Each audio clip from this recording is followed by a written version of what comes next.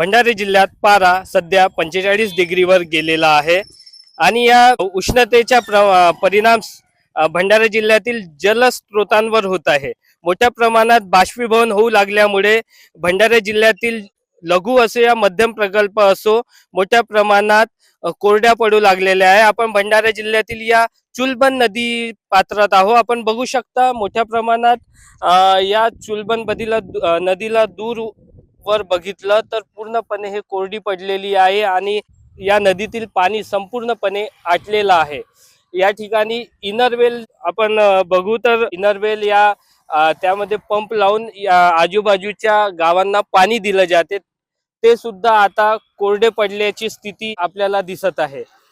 प्रशासन एकीकडे म्हणतो की भंडारा जिल्हा हा टँकर मुक्त जिल्हा आहे, मात्र भंडारा जिल्ह्यातील सर्वच उपनद्या आणि लघु प्रकल्प असो या मध्यम प्रकल्प असो यांची परिस्थिती ही या नदीप्रमाणे सारखीच आहे। सध्या मे महिना हा संपत आलेला आहे, मात्र मान्सूनचा पाऊस जवळपास अजून 1 महिना लागणार आहे। मात्र भंडारा जिल्हा हा तलावाचा जिल्हा म्हणून प्रसिद्ध असला तरी या भंडारा जिल्ह्यातील तलाव आणि नद्या ह्या आता आटू लागलेल्या आहेत। शेतकऱ्यांना मोठ्या प्रमाणात आता पाण्याची गरज आहे, त्यांना पिकं वाचवण्याची त्यांना गरज आहे।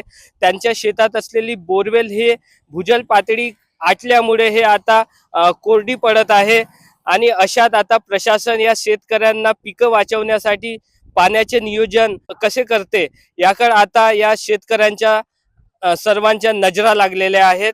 तसेच पिण्याच्या पाण्याची सोय आता ह्या प्रशासनासमोर मोठं संकट उभं ठाकलं आहे। नितीन कुथे, LS मराठी, भंडारा।